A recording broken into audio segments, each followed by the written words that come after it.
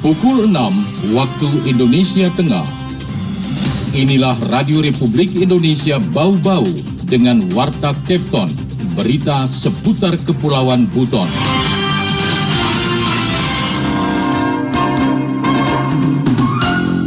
Aturan tadi terkait dengan asimilasi COVID itu, mereka bebas duluan sehingga mengurangi. Ada yang masuk, baru lagi mungkin kita akan data karena baru beberapa minggu ini saya melihat.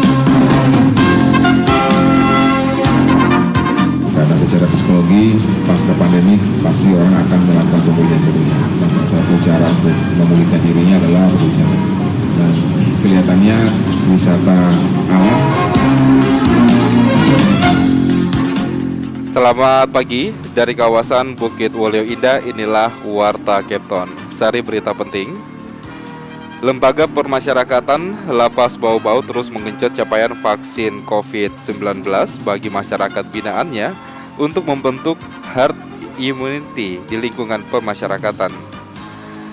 Pemkot Bau-Bau berupaya membangun image tentang pariwisata sehat dan berkelanjutan untuk menggeliatkan kembali pariwisata yang sempat terhenti akibat COVID-19. Inilah Warta Kepton pagi selengkapnya hari ini Jumat 10 Juni 2022 bersama saya, Laode Muhammad Syahribul.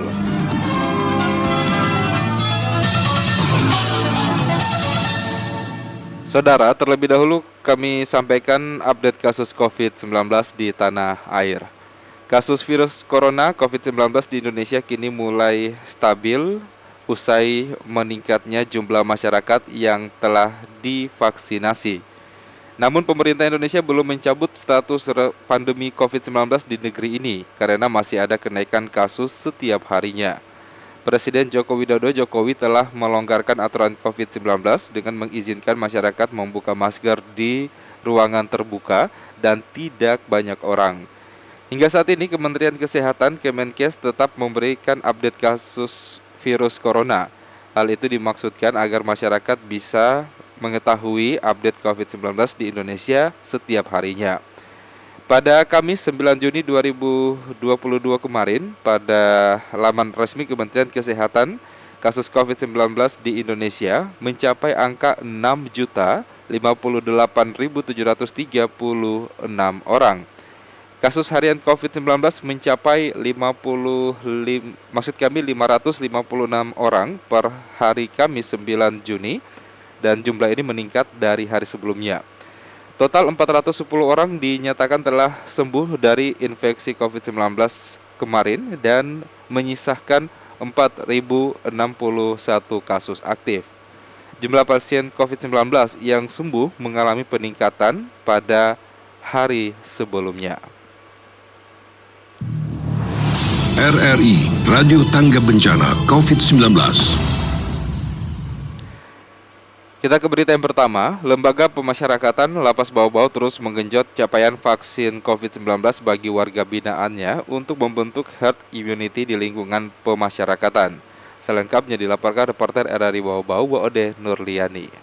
Hingga akhir tahun 2022, Lembaga Pemasyarakatan Lapas Bau-Bau terus menggenjot capaian vaksin COVID-19 bagi warga binaannya untuk membentuk herd immunity di lingkungan pemasyarakatan. Tercatat hingga 8 Juni 2022, sudah ada 89 warga binaan dari 400-an napi mendapatkan kekebalan tubuh, mulai dari dosis 1 hingga dosis 2. Kepala Lapas Bau-Bau Herman Melawarman menyebutkan, khusus suntikan dosis 3 atau booster belum sama sekali dilakukan karena terkendala interval waktu 3 bulan pasca dosis 2. Sementara pada periode Mei dan awal Juni terdapat 40 tahanan baru masuk ke Lapas Bau-Bau, seluruhnya rata-rata belum vaksin.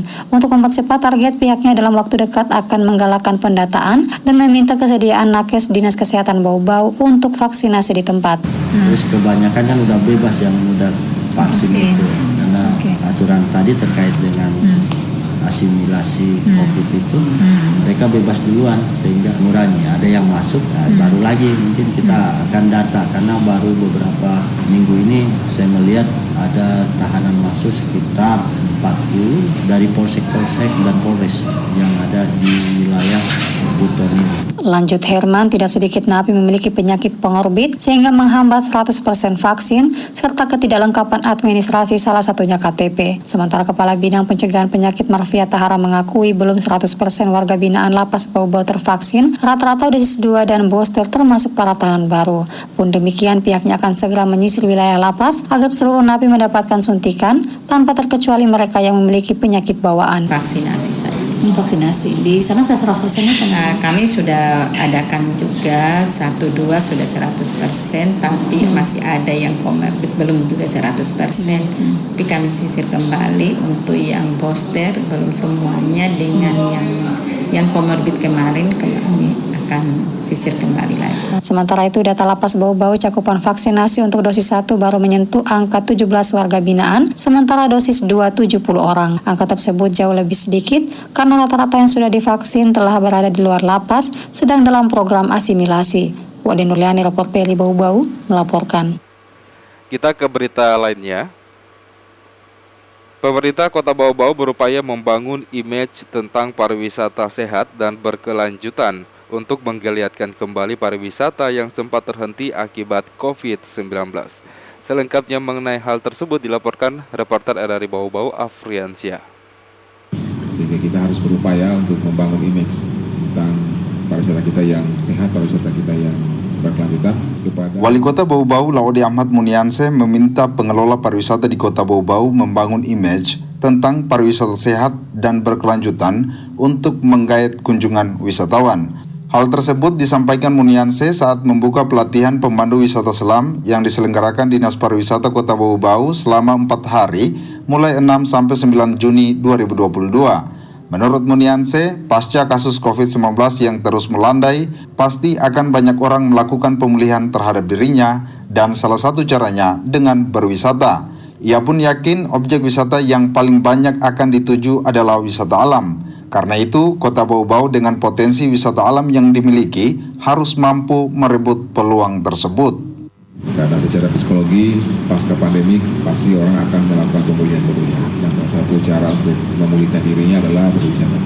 Dan kelihatannya wisata alam akan menjadi pilihan-pilihan yang akan dituju oleh para wisatawan. Dan hari ini kita berharap wisata alam kita menjadi tujuan utama dengan mencoba menarik wisata-wisata lokal. Sehingga kita harus berupaya untuk membangun image tentang pariwisata kita yang sehat, pariwisata kita yang berkelanjutan kepada wisatawan-wisatawan lokal. Selain membangun image, orang nomor 1 di Kota Bau-Bau ini juga mengatakan yang tidak kalah penting untuk menggait kunjungan wisatawan yakni membangun kapasitas pengelola pariwisata. Sebab menurut Muniansyah, jika wisatawan sudah menjatuhkan pilihannya berwisata di daerah eks Pusat Kesultanan Buton ini, maka Kota Bau-Bau harus benar-benar siap menjadi penyelenggara kepariwisataan yang dapat dipertanggungjawabkan. Karena itu, dirinya mengapresiasi Dinas Pariwisata Bau-Bau menyelenggarakan pelatihan ini guna meningkatkan profesionalisme dan kualitas pelayanan pemandu wisata alam selam, sekaligus memberi pesan bahwa Kota Bau-Bau selalu siap sebagai daerah tujuan wisata. Mudah-mudahan dengan diselenggarakannya pelatihan pada pagi hari ini, selain membangun image itu bahwa kita siap, juga membangun kapasitas para pengelola. Karena saya percaya apa yang kita lakukan hari ini akan tersiap, akan menggema bahwa Kota Bau-Bau selalu mempersiapkan dirinya sebagai sebuah daerah tujuan wisata. Reporter RRI Bau-Bau, Afriansyah melaporkan. Anda sedang mendengarkan Warta Kepton, berita seputar Kepulauan Buton. Stok menipis, Dinas Kesehatan Kota Bau-Bau segera jemput vaksin di provinsi. Dalam sehari, kunjungan warga untuk vaksin semakin berkurang, rata-rata di bawah 200 orang per hari. Selengkapnya, mengenai hal tersebut dilaporkan reporter RRI Bau-Bau kembali, Wade Nurliani.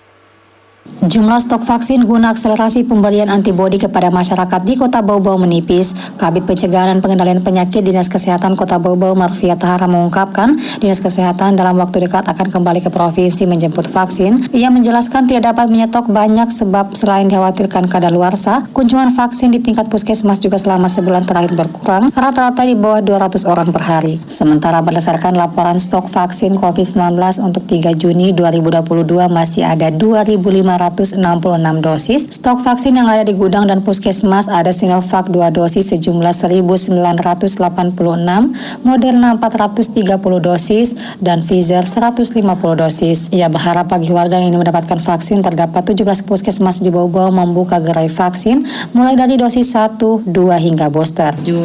Mei Juni sudah mulai berkurang. Paling 100 lebih tidak pernah lagi lewat 200-an. Masih aman tapi tinggal sedikit. Dan kemungkinan minggu ini karena ada vaksinasi massal tanggal 15 kami jemput lagi vaksin di provinsi. Karena takutnya juga kalau kita timbun di sini akan expire di tempat. Sementara itu lanjut Marfia, capaian vaksinasi di Kota Bau-Bau khusus booster sudah menyentuh 10.943 orang atau 9,10% dari 120.281 sasaran. Secara keseluruhan, cakupan vaksinasi di Bau-Bau untuk dosis 1 sejumlah 109.022 warga atau 90,6% dari sasaran, sementara dosis 2 sejumlah 77.374 atau persentasenya 64,33% dari sasaran. Ia menyebutkan kegiatan vaksinasi tetap ditingkatkan, pelayanan vaksin tetap dibuka di 17 puskesmas, dan dalam waktu dekat kegiatan vaksinasi massal juga bakal digelar di Polres Bau-Bau, tepatnya 15 Juni dalam rangkaian HUT Bayangkara. Bu Ade Nurliani, reporteri Bau-Bau, melaporkan. Kita ke berita yang terakhir. Presiden Joko Widodo bersama Ibu Negara Iriana Jokowi menyempatkan diri untuk menyambangi Rumah Peduli Stunting atau Rumah Pesta di Perkampungan Bajo, Desa Mola Utara, Kecamatan Wagi-Wagi Selatan, Wakatobi. Kunjungan tersebut merupakan rangkaian kunjungan kerja Presiden Jokowi di Kabupaten Wakatobi guna menyerahkan sertifikat dan meresmikan pelabuhan penyeberangan di daerah tersebut. Saat berada di Perkampungan Bajo, Desa Mola Utara, Jokowi bersama Ibu Iriana kemudian mampir di Rumah Peduli Stunting atau Rumah Pesta. Dalam kesempatan tersebut, Jokowi berdialog langsung dengan seorang kader penyuluh KB, Suci Nur Fahayu, yang saat itu sedang memberikan penyuluhan kepada warga terkait penanganan stunting dengan menggunakan bahasa Bajo. Presiden menanyakan terkait bentuk intervensi yang dilakukan pengelola Rumah Peduli Stunting terhadap keluarga yang beresiko stunting dan keluarga yang memiliki anak stunting. Presiden kemudian mengapresiasi terhadap keberadaan dan pengelolaan Rumah Peduli Stunting tersebut dan peran pengelola dalam upaya menekan angka stunting. Sementara itu, Ibu Negara Iriana Jokowi juga melakukan dialog dengan para PIK remaja, calon pengantin, dan pengelolaan dapur sehat stunting atau dasyat di Rumah Peduli Stunting tersebut. Suci Nur Fahayu, seorang kader penyuluh KB yang memberikan penyuluhan, kemudian memberikan penjelasan singkat bahwa salah satu bentuk intervensi yang diberikan kepada keluarga yang memiliki anak stunting adalah dengan memberikan bantuan beras Fortifit.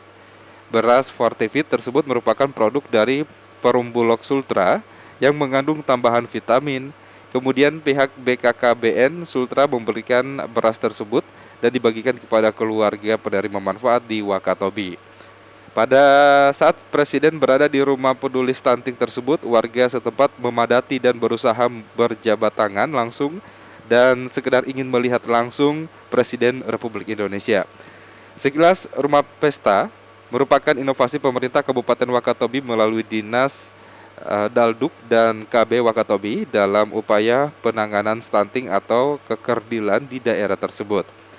Rumah Pesta tersebut melakukan beberapa pelayanan, di antaranya penyuluhan terkait penanganan stunting pada anak resiko stunting, penanganan anak stunting, penyuluhan kepada calon pengantin terkait penanganan stunting, dan Dapur Sehat Atasi Stunting atau Dasyat.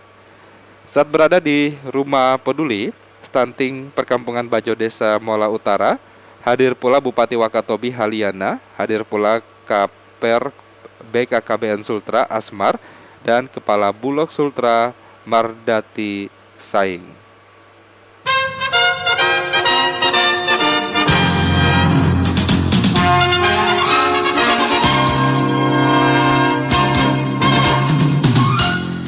Demikian penyampaian Warta Kepton pagi hari ini, dan sebelum berpisah kembali kami sampaikan pokok-pokok berita. Lembaga Pemasyarakatan Lapas Bau-Bau terus menggenjot capaian vaksin COVID-19 bagi warga binaannya untuk membentuk herd immunity di lingkungan pemasyarakatan.